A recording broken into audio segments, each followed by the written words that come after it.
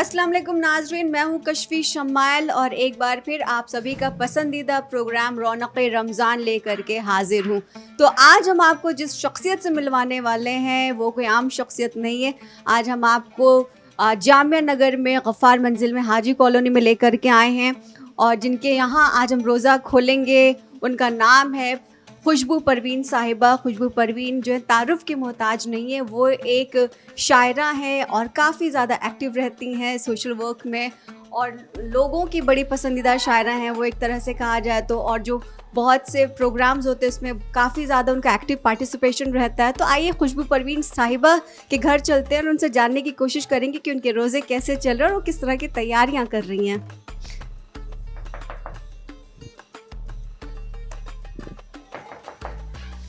अस्सलाम वालेकुम, कैसी हैं आप? रमज़ान मुबारक हो। आपको भी।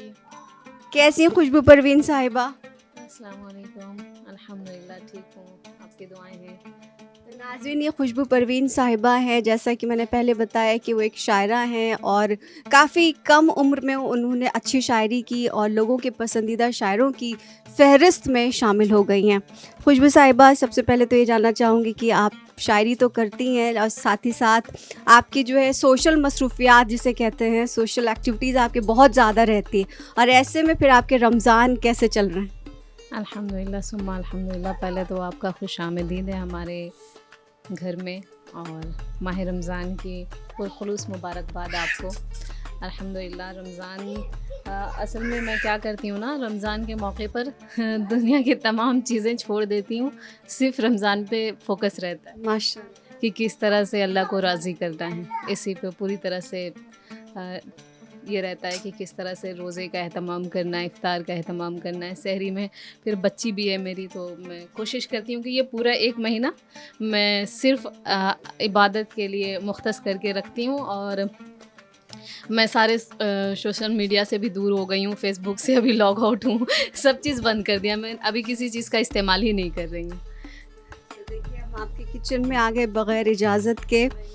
तो देखिए नाज़रीन, कितनी तैयारियां नज़र आ रही हैं, काफ़ी कुछ है यहाँ पे। पापड़ उन्होंने बना रखा है और मुझे वहाँ पे बॉइल्ड एग्स नज़र आ रहे हैं और बैंगनी का भी आपने एहतमाम किया हुआ है। तो ये सारी जो चीज़ें होती हैं ये एक तरह से आपके दस्तरखान को, ख़ास के इफ्तार के जो दस्तरखान होता है वो बड़ा खूबसूरत और रंगीन बना देता है। बेशक देखिए वैसे तो रमज़ान में इन चीज़ों से ये जो है ये समोसा है, ये गोश्त का बना हुआ है। और अल्हम्दुलिल्लाह मुझे बहुत खुशी होती है कि रमज़ान में मैं ख़ास ख़ुसूसी तौर से इफ़्तार का एहतमाम करूँ। बहुत अच्छा भी लगता है और खुशी होती है, मतलब अपनी मर्ज़ी से, ये नहीं कि कोई बोझ है या किसी ने मुझसे ऐसा कहा है कि ये करना है, वो करना है। मैं अपनी मर्ज़ी से सब कुछ करती हूँ। तो ये कुछ गुजिया के शेप में लग रहा है लेकिन आप बता रही कि अंदर इसमें गोश्त मिला हो, तो ये आपने कैसे बनाया? ये क्या आपकी अपनी खुसूसी रेसिपी है? नहीं, ये मेरी खुसूसी तो नहीं है। मैं बचपन से अपने घर में अपनी अम्मी को, अपनी बड़ी अप्पी लोगों को, सबको देखा है मैंने ये बनाते हुए। तो अब और इसका एहतमाम खुसूसी तौर पे रमज़ान में ही घर में लोग करते हैं। तो मैं भी चाहती हूँ कि मैं भी घर वाले लोगों, जो भी हमारी विरासत का हिस्सा है या हमारे घर का जो कल्चर है, उसको मैं भी आगे लेके चलूँ। तो ये चीज़ें मेरे घर में बनाते हैं सब। इसके अंदर वैसे तो लोग नारियल भी डाल के बनाते हैं, लेकिन मैंने इसमें गोश्त डाल के बनाया क्योंकि मेरे घर में ये इसी तरह से बनता है। और इसका ये है ना, इसको इससे शेप देते हैं। अच्छा, बिल्कुल। इससे शेप में आता है। तो खुशबू परवीन साहिबा जो हैं अपनी जो ख़ानदानी रिवायत है उसको बरकरार रखते हुए इन्होंने बड़ा ही गुजिया की शक्ल में समोसा बनाया है और वो भी गोश्त वाला। जी, बिल्कुल। और आप बताइए, आप खैरियत से हैं? जी, मैं बिल्कुल अल्हम्दुलिल्लाह बहुत अच्छी हूँ। और अच्छा, आप जो है क्योंकि शायरी भी करती हैं, तो क्या ऐसे मौके पर आपने कुछ कहा है? अगर आपने कुछ कहा है तो हम इफ्तार के बाद सुनेंगे आपसे ज़रूर इंशाल्लाह। तो आपकी कई किताबें भी आई हुई हैं। जी, मेरी 3 किताबें आई हैं अल्हम्दुलिल्लाह अभी तक। एक तो रुबाइयात का मजमूआ है, 2018 में जब मैं एमए कर रही थी उसी वक़्त वो किताब आई थी। उसके बाद दूसरी किताब मेरी अभी 2023 में, जिसकी रस्म इजरा में आप भी शामिल थीं। और जाने शोरीदा गज़लों का मजमूआ है अल्हम्दुलिल्लाह। उस किताब ने मुझे बहुत पज़ीराई दिलाई है, उस किताब की बदौलत बहुत इज़्ज़तें मिली हैं। और तीसरी किताब है बयान रुबाई के नाम से। असल में आजकल सिर्फ रुबाइयों की किताब को पढ़ रही हूँ, क्योंकि मेरा सबमिशन का आखिरी साल है, इसीलिए हर वक्त दिमाग में रुबाई की कोई ना कोई किताब का नाम चलता रहता है। कितनी अच्छी बात है कि मतलब बड़ी खुशी होती है जब ऐसी मुसलमान ख़वातीन ख़ास तौर से हमें जब मिलती हैं कि अपने घर को भी बैलेंस कर रही हैं, रोज़े भी रख रही हैं, साथ ही साथ सोसाइटी में भी, समाज में भी उन काफ़ी ज़्यादा एक्टिव रहती हैं। जैसे हमने बताया कि खुशबू परवीन साहिबा एक शायरा हैं, राइटर हैं और काफ़ी इनकी किताबें भी मंज़र आम पर आ चुकी हैं, लेकिन साथ ही साथ उनकी इबादत भी चलती रहती है। और सबसे ज़्यादा ख़ास बात जो उन्होंने बताई है, मेरे ख़्याल से ये बात कन्वे करना चाहूँगी इस प्रोग्राम के ज़रिए कि देखिए फ़ेसबुक, इंस्टाग्राम वो शैतान है जो कि क़ैद नहीं हुआ है। कोई भी सोशल मीडिया वो क़ैद नहीं होता है, तो लेकिन उन्होंने फ़ेसबुक से और इंस्टाग्राम से भी ख़ुद को आज़ाद रखा हुआ है। तो मतलब वो पूरी तरह से एकदम डूबी हुई इबादत में, और यही एक इबादत जो होती है अल्लाह ताला की, वही हमारी राहों को आसान करती दुनिया में भी और आखिरत में भी। पहले हम किसी को फ़ोन कर देते, आज आप इफ्तार में हमारे यहाँ आइए, ताकि हमने कुछ अच्छा बनाया है। इसी ख़ास करके जो घर से बाहर हैं, जैसे कॉलेज के लड़के या फिर जो हॉस्टल वगैरह में रह रहे हैं, उनको हम बुलाते हैं अपने घर कि आएँ और वो खाएं। या फिर उन लोगों में से कोई मुझे कह देगा कि बाजी मुझे ये खाना है, आप मेरे लिए बना दें, मैं पूरी कोशिश करती हूँ कि उसके लिए मैं वो बना के तैयार करके उसको बुला के खिलाऊँ। ये आपकी मोहब्बत है। नहीं, असल में मैं ये सोचती हूँ, मैंने 3 साल हैदराबाद में गुजारे हैं, वहाँ के हॉस्टल का खाना देख के मुझे रोना आता था। उसी वक्त को मैं याद करके सोचती हूँ कि कोई आके खाए, वो दुआ दे ना दे, उसका दिल मेरे लिए दुआएं ज़रूर करेगा। रमज़ान में आप जितना दूसरों को इफ्तार कराएं, आपको वो भी सवाब मिलता है। बिल्कुल बिल्कुल, ये तो है। अल्लाह बहुत नज़दीक हो जाता है इंसान के, बल्कि इंसान बहुत नज़दीक हो जाता है अल्लाह के, अगर इंसान चाहे होना तो। ये आप अंडे का पकौड़ा बना रहे हैं। जी, ये आपने कैसे बनाया?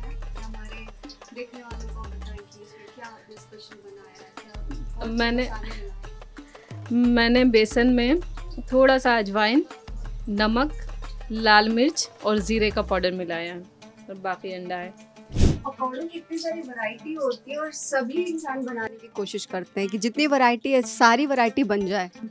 मैं दिन बदल बदल के बनाती हूँ। अगर किसी दिन अंडे का पकौड़ा बनाया, किसी दिन सोचूंगी आलू का बना लूँ, किसी दिन दाल का तो रोज़ाना ही है, दाल और बहुत सारी वैरायटी मिल जाती है पकौड़ों में, तो बहुत है। पालक के हैं। कोई आ जाए तो अच्छा लगता है, खुशी होती है। घर छोटा हो मगर दिल अगर इंसान का बड़ा होना, तो फिर इंसान कहीं भी रह सकता है। मैं यही आपकी खासियत, यही आपकी जो बातें, इतनी खूबसूरत आप बातें कर रही हैं। मेरे ख़्याल से मेरे जो नाजरीन हैं तहज़ीब टीवी, इस वक्त जो लोग देख रहे हैं वो बहुत खुश हो रहे होंगे खुशबू परवीन साहिबा, क्योंकि शायरी बहुत अच्छी करती, तो जाहिर सी बात है जैसा उनका नाम है लहजे में भी उनके उसी तरह से खुशबू है। तैयारियां अपने ज़ोरों पर हैं। तो देखिए खुशबू साहिबा ने कितना एहतमाम किया हुआ है।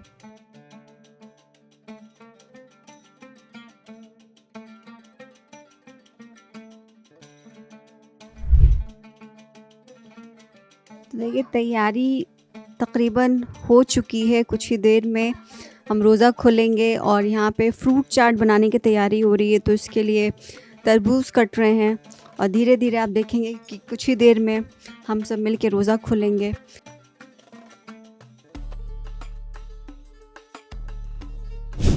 तो देखिए अल्लाह ताला की जो रहमत है वो चारों तरफ हमें देखने को मिल रही है, चाहे कोई अमीर हो, गरीब हो, दुनिया के हर कोने कोने में रोज़ादार हमारे साथ मौजूद होते हैं। कहीं पर भी हो, चाहे आप हिंदुस्तान की बात कीजिए, किसी और मुल्क की बात कीजिए, हर मुल्क में, पूरी दुनिया में जो है रमज़ान की रौनकें हमें देखने को मिल रही। अल्लाह की तरफ से नूर बरस रहा है। अल्लाह रब्बुल इज़्ज़त ने हमें इतनी सारी चीज़ों से नवाजा है, जैसे कि अभी मेरे सामने आप देख सकते हैं कि तरबूज रखा हुआ है, और तरबूज अगर इंसान खाता है तो उसको प्यास नहीं लगती है। तो अल्लाह ने गर्मी के लिए फल बनाए, सर्दियों के लिए फल बनाए, तो ये अल्लाह की नेमत है और इंसान को हर वक्त इसका शुक्रिया अदा करते रहना चाहिए कि अल्लाह ने इतना कुछ हमें दिया है, और क्या हम अल्लाह की उस तरह से इबादत करते हैं जितनी हमें करनी चाहिए। पाक परवरदिगार की तरफ से ये तोहफ़ा है और अल्लाह ने ये हमें मौका दिया है कि हम अपने गुनाहों को माफ़ करवा सकें, बख्शवा सकें। तो इस मौके का आप फ़ायदा उठाइए और हर वक्त अल्लाह का ज़िक्र करते रहिए। नाज़रीन, एक और पकौड़े की वैरायटी हमारे सामने आने वाली है। खुशबू परवीन साहिबा से जानने की अब ये कौन से पकौड़े बनाने जा रही हैं।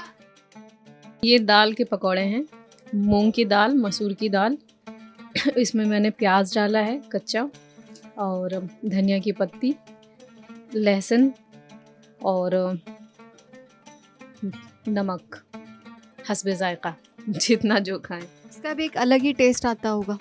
बिल्कुल, असल में रमज़ान में मैंने अपने घरों में देखा, अपने घर में, अपने ससुराल में, अम्मी के यहाँ या फिर शौहर की अम्मी के घर में मैंने ये चीज़ देखी है कि कुछ बनाए ना बनाए, लेकिन ये दाल के पकौड़े और चना, ये रोज़ा रखने के बाद, जैसे रमज़ान गैर रमज़ान में भी कभी रोज़े रखें तब भी ये ज़रूर बनाते हैं।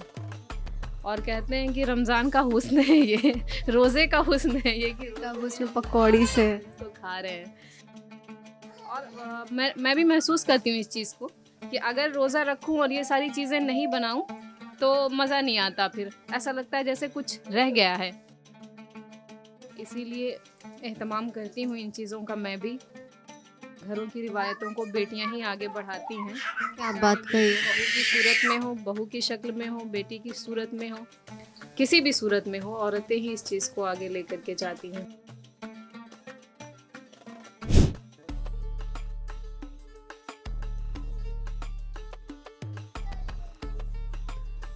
दाल की पकौड़ियाँ बन चुकी हैं, अब बारी है बैंगनी की। तो देखिए बैंगनी भी बननी शुरू हो गई है। तो आज खुशबू परवीन साहिबा के दस्तरखान पे मुझे लग रहा है कि पकौड़ों की सारी ही वैरायटी हमें देखने को मिलेगी। नहीं, सारी तो नहीं कह सकते। आपने पहले ही कहा कि पकौड़ों की बहुत सी वैरायटीज़ होती हैं। सबसे पहले तो आपका बहुत बहुत शुक्रिया कि आपने तहज़ीब टीवी की टीम को बुलाया अपने यहाँ रोज़ा खुलवाने के लिए। तो अल्लाह ताला आपको इसका अज्र ज़रूर देगा। मैं कौन होती हूँ किसी को रोज़ा इफ्तार करवाने वाली, ये सारी तो अल्लाह की दी हुई चीज़ें हैं, और अल्लाह ने पहले ही मुकर्रर कर रखा होता है कि कौन किसका रिस्क किस दिन कहाँ है। तो इस मामले में तो मैं अपने आप को कुछ नहीं समझती कि मैंने आपको बुलाया, बल्कि अल्लाह ने आज आपके लिए मेरे घर में इफ्तार रखा होगा। ये मेरी खुशनसीबी है कि आप लोग मेरे घर मेहमान बन के आए हैं। आपके हस्बैंड नहीं दिख रहे हैं? मेरे शौहर अल्हम्दुलिल्लाह से हाफिज़ हैं, और वो माशाल्लाह तरावी सुनाने के लिए भागलपुर गए हुए हैं। आप ऐसे ख़ानदान से ताल्लुक़ रखती हैं कि आपके शौहर हाफिज़ और आप ख़ुद भी शायरा हैं, और काफ़ी जाना माना नाम है आपका भी, आपके हस्बैंड का भी। बहुत अच्छी बात है। तो हमें खुशी हुई आपसे मिल कर के और आपके यहाँ पे रोज़ा खुल कर के। बहुत शुक्रिया। खुशी मुझे हुई कि आप आई, हमारे किचन को कवर किया। और मैंने भी अपनी बचपन से पूरी तालीम मैंने मदरसे से शुरू की है, और अल्हम्दुलिल्लाह मैंने भी 2 पारे बचपन में हिफ्ज़ किए थे। ओह माशाल्लाह माशाल्लाह। तो आज हम बहुत अच्छी फैमिली के साथ आए हैं। तो और आलिमा की पढ़ाई कर रही थी, लेकिन पूरा नहीं कर सकी उसको, और उसके बाद फिर असली तालीम की तरफ आ गई। तो अल्हम्दुलिल्लाह, लेकिन वो जो मदरसे का ख़मीर है वो निकला नहीं है।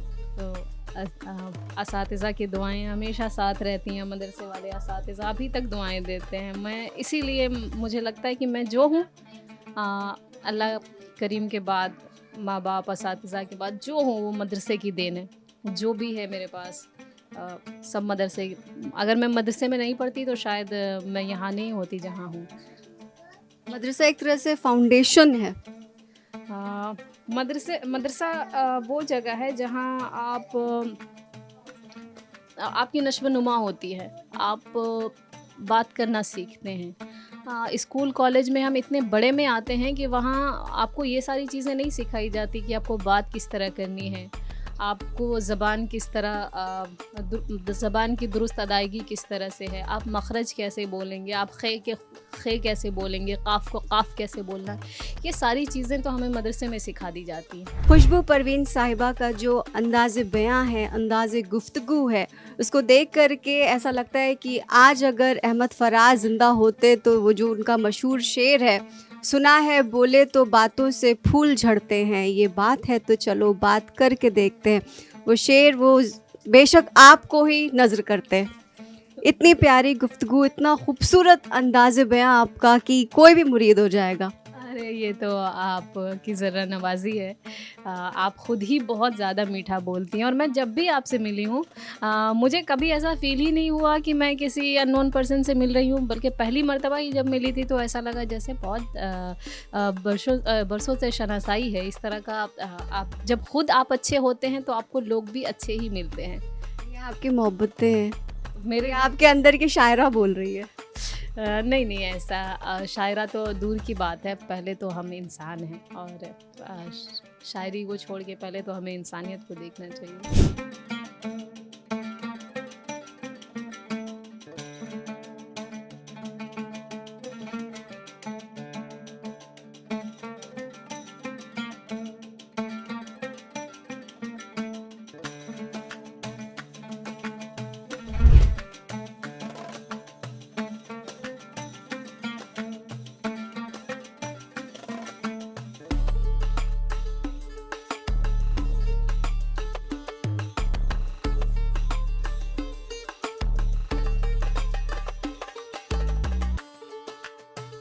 तो दोस्तों अब जो है रूह अफ़ज़ा बनाने का वक्त आ गया है, क्योंकि इफ्तार का जो वक्त होता है वो बिना रूह अफ़ज़े के अधूरा अधूरा लगता है। तो इफ्तारी आपकी अधूरी अगर उसमें रूह अफ़ज़ा ना हो।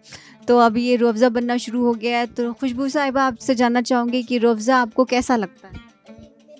बहुत अच्छा लगता है। मैंने जब से होश सँभाला है, तब से रमज़ानों में देखा है अपने घरों में कि रूह अफ़ज़े का मतलब शरबत का एहतमाम होता है और शरबत उसमें रूह अफ़ज़ा भी होना चाहिए, बर्फ़ भी हो, नींबू भी हो। उसके बाद ताज़गी की दोबाला हो जाती है इंसान की पीने बहुत के ज़्यादा रिफ्रेशिंग बाद। जी, बिल्कुल। और ये हर्बल भी है। हाँ, बिल्कुल हर्बल है और दूसरी सबसे बड़ी बात आजकल तो मैं ये देख रही हूँ दिल्ली में कि वक्त से पहले ये ख़त्म हो जाता है मार्केट से। रमज़ान शुरू होते ही आप 2-4 दुकान पे ढूँढेंगे रूह अफ़ज़ा है, तब कहेंगे 4 में से 1 कहेंगे कि हाँ है, वरना सब कहते हैं कि ख़त्म हो गया है। रूह अफ़ज़ा की ख़ासियत ये है कि सिर्फ हिंदुस्तान में नहीं बल्कि पाकिस्तान और बांग्लादेश में भी उसको इतनी मोहब्बत मिलती है। जी, बिल्कुल। और इसकी शुरुआत हिंदुस्तान से हुई थी 1906 में अब्दुल मजीद अज़ीज़ माशाअल्लाह। साहब ने शुरू किया था, लेकिन ये पड़ोसी मुल्क में भी उतना ही ज़्यादा इसको मोहब्बत मिलती, इतनी ज़्यादा चाहत है इसके लिए लोगों में।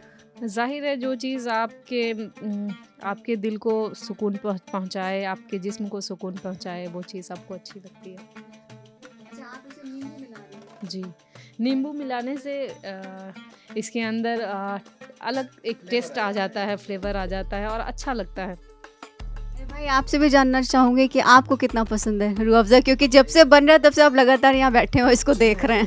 क्योंकि मैं तो यहाँ हूँ तकरीबन 2008 से लेकर के आज तक मैं हॉस्टल में हूँ और घर पे भी देखा करता था हमेशा कि रूह अफ़ज़ा होता था और मुझे बहुत पसंद था। कभी कभी तो चुरा के पी लिया करता था ऐसे ही।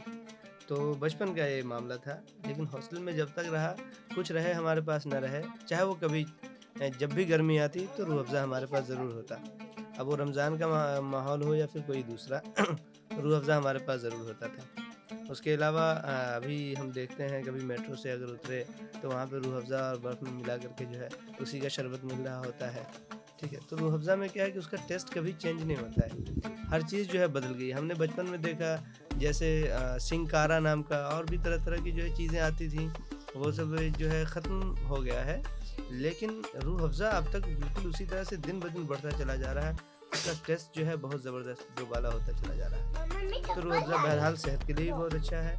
हमने उसका एक्सपीरियंस भी किया है और ज़ाती तौर पे जब हम पढ़े लिखे नहीं थे उस वक्त भी जानते थे और आज जो है पढ़ लिख लिया है तब भी जानता हूँ कि रूह अफ़ज़ा जो है सेहत के लिए बहुत फ़ायदेमंद है। रूह अफ़ज़ा के माने में ही जो है रूह की अफ़ज़ाइश छुपी हुई है। बड़ा खूबसूरत सा नाम भी रखा है हकीम साहब ने इसका। रूह अफ़ज़ा जो है ये इस्म बा मुसम्मा कहा जाता है इसको। इस्म बा मुसम्मा यानी जो नाम है वो अपने नाम के मुताबिक वो उसका कारनामा भी है। ये चीज़ जो है रूह अफ़ज़ा की बहुत बड़ी ख़ासियत है और आई अप्रिशिएट रूह अफ़ज़ा। रूह अफ़ज़ा हमारा बन के तैयार हो चुका है और अब हम कुछ ही देर में रोज़ा खोलेंगे रूह अफ़ज़ा के साथ। अल्लाहु अकबर अल्लाहु अकबर। أشهد أن لا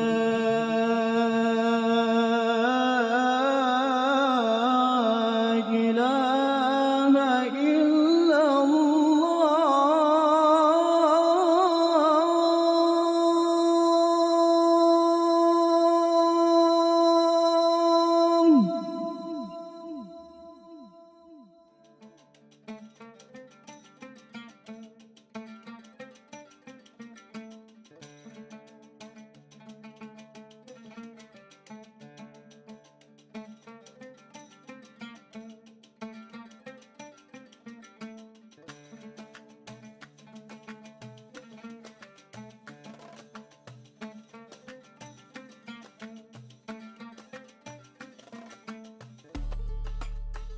हमारे साथ मोहम्मद नासिर भी मौजूद है, उनसे जानेंगे कि कैसा चल रहा उनका रोज़ा। पहले तो आप ये बताएं कि आप करते क्या हैं?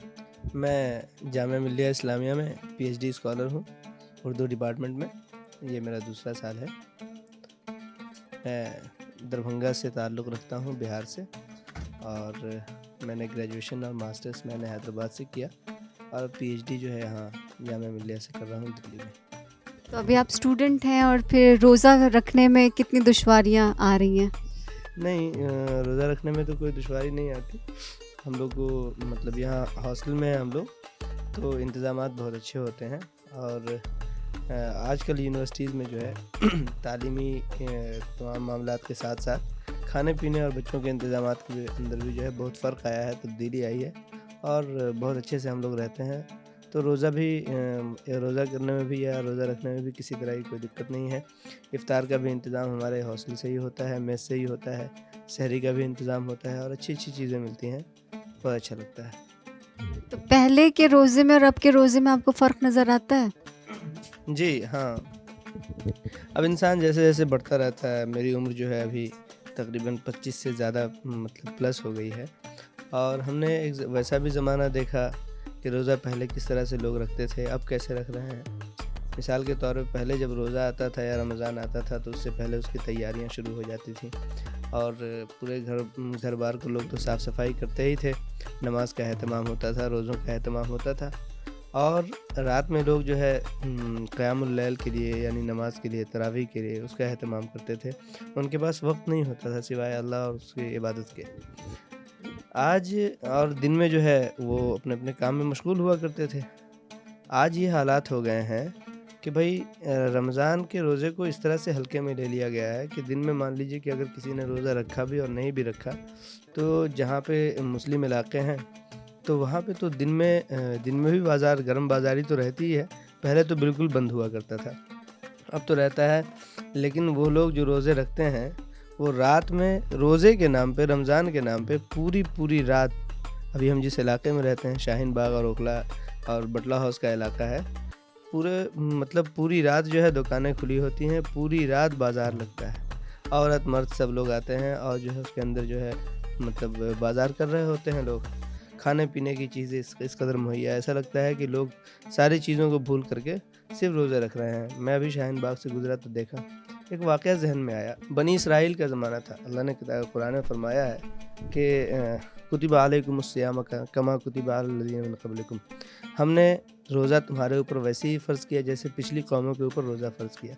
सारी इबादतें हों या ना हो, लेकिन रोज़ा पिछली तमाम कौमों में था, जैसा कि कुरान पाक से मालूम होता है। तो बनी इसराइल में जो है ऐसा ही कुछ इबादत का मामला था, और अल्लाह ने कहा था मूसा अलैहिस्सलाम से कि अपनी उम्मत से जाके कहो कि तुम जो हो सनीचर के दिन मछली मत मारा करो, मछली का शिकार ना करो। तो उनकी उम्मत ने क्या किया था कि बहाना बना लिया था कि सनीचर के दिन जो है वो बांध देते थे, और इतवार के दिन उसको मछली को निकाल लिया करते थे। कोई मेहनत नहीं करते थे, मेहनत बस वही सनीचर के दिन करते थे।